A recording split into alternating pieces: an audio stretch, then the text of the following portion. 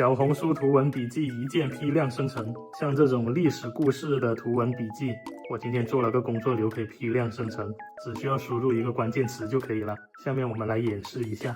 那我们还是搜索扣子，进入空间，点击开发平台，点击快速开始，点击工作空间，打开工作流，输入主题，开始工作。完成了，有10张图片，花了2分钟时间。我们看一下，会用工作流之后，你 P 图、想内容的时间都可以省去。想了解学习 AI 的，点赞评论666，然后找我领资料学习。